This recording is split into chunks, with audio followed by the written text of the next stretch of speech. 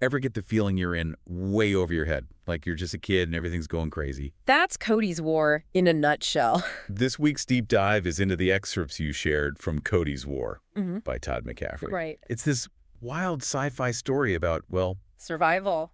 yeah, and what happens when a terrifying alien attack throws everything upside down.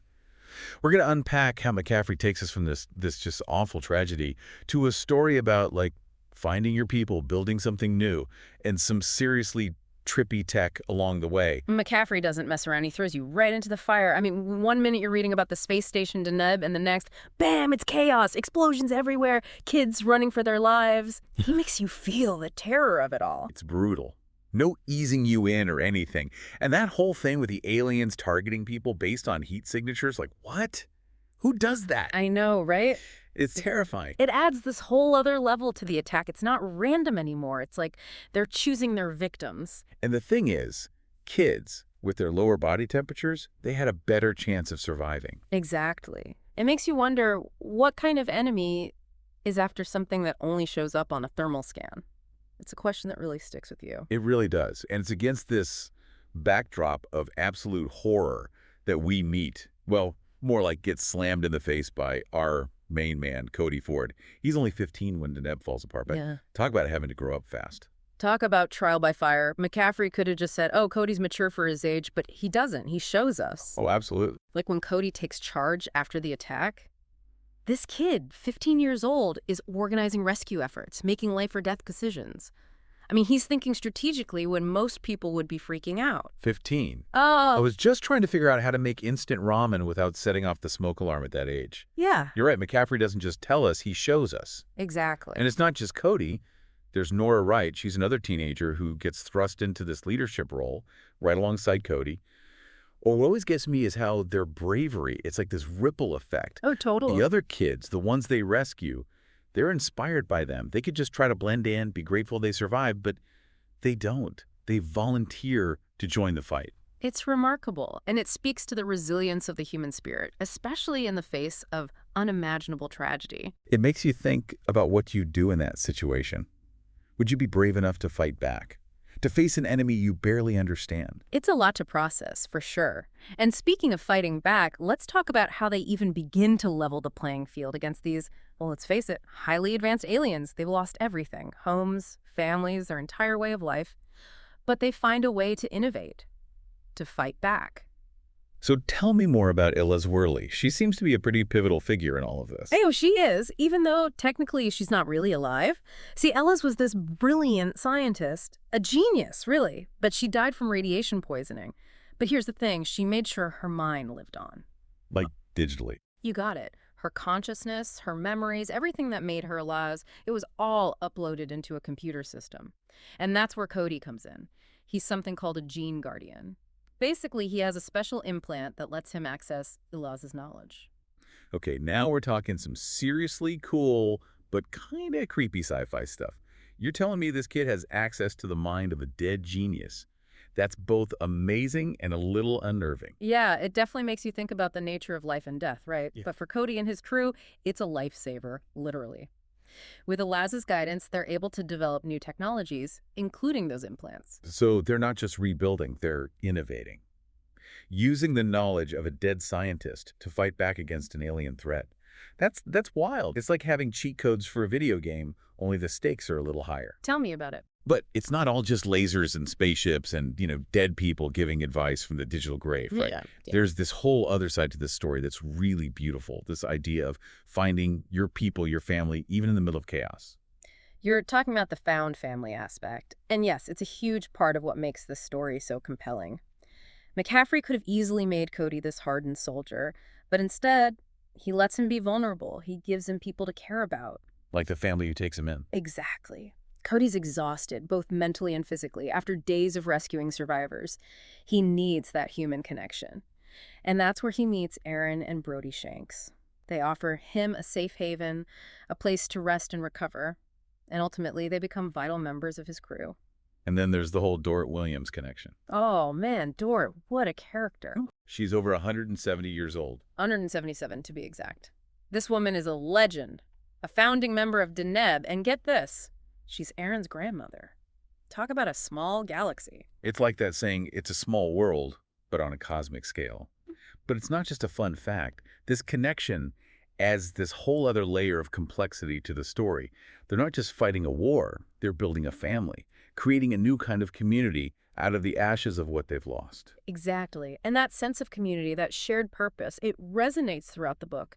It's a powerful reminder that even in the darkest of times, human connection can be a source of strength and hope. So we've got these kids thrust into roles they never asked for, fighting for their lives against an enemy they don't understand, and in the middle of it all, they find family. In a whole lot of trouble. Oh yeah, Hmm. we're just getting started. It's one thing to be fighting for survival, but McCaffrey doesn't let him off easy.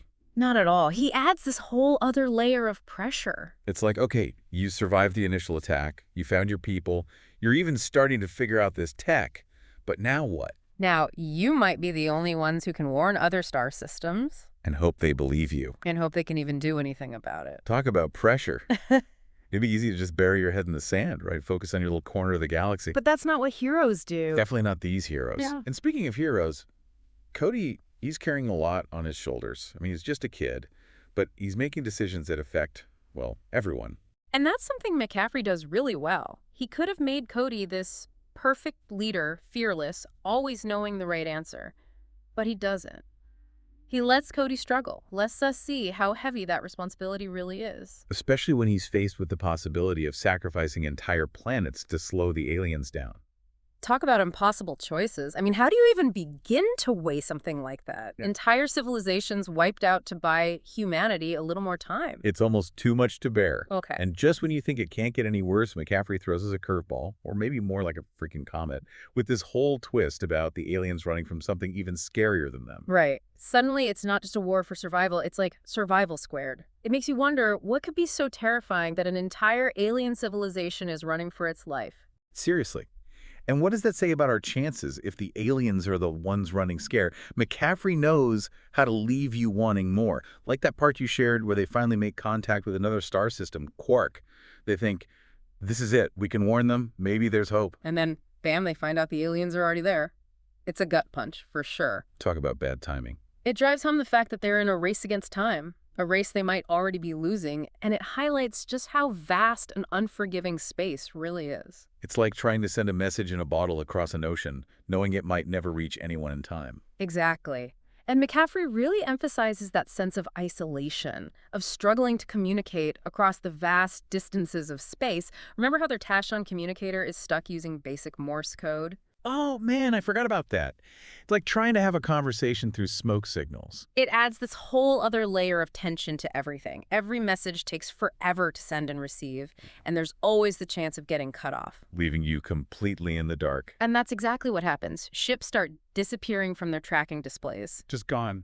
Gone, picked off one by one, and there's nothing Cody can do but listen to the fading echoes of their transmissions.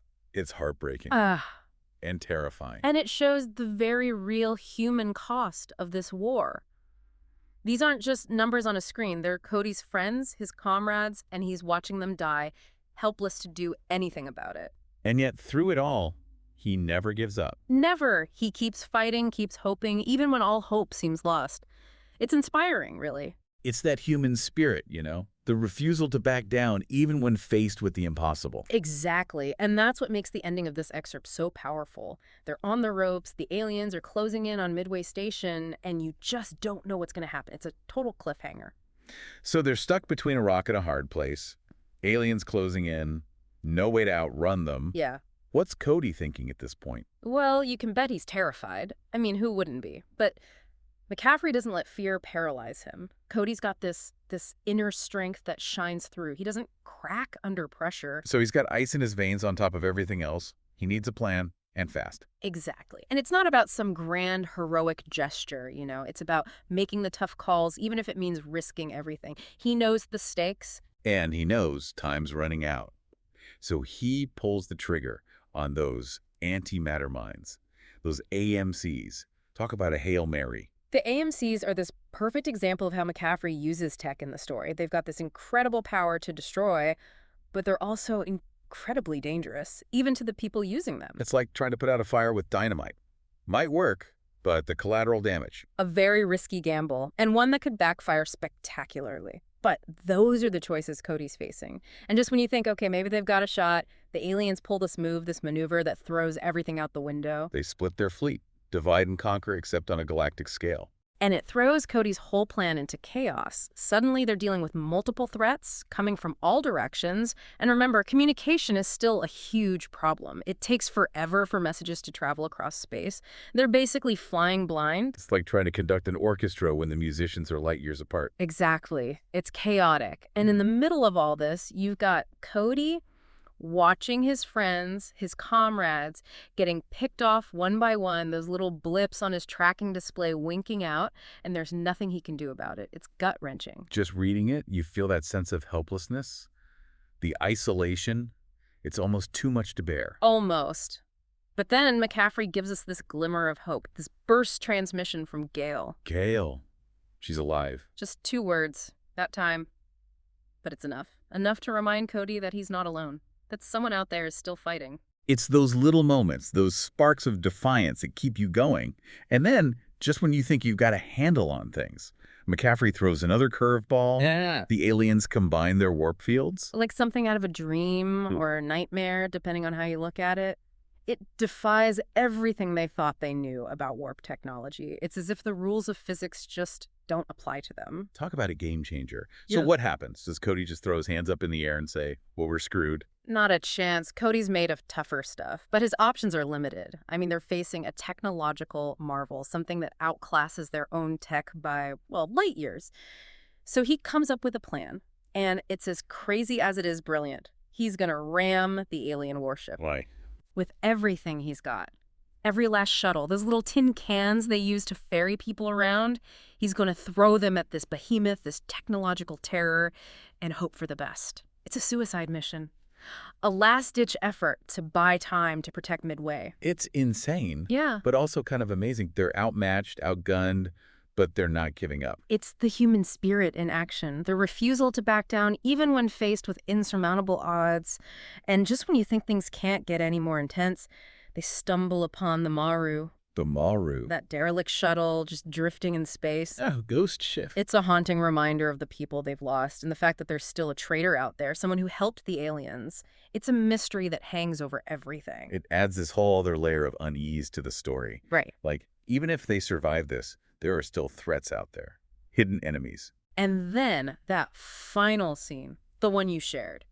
Cody rescuing that little girl from the Maru's escape pod, her whispering Elaz's name. Chills every time. It's such a powerful moment. So much emotion packed into those few words. It makes you realize that this fight, this war, it's not just about spaceships and technology. It's about people, about survival, about the future. It really makes you think. So here we are at the end of our deep dive into Cody's War.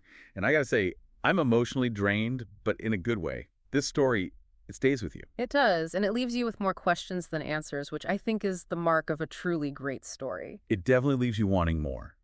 But more importantly, it makes you think. What would you do in Cody's shoes? How far would you go to protect the people you love? The future. It's a question worth pondering, and one that I'm sure will stay with us long after we finish this deep dive. Until next time, keep exploring, keep questioning, and as always, keep diving deep.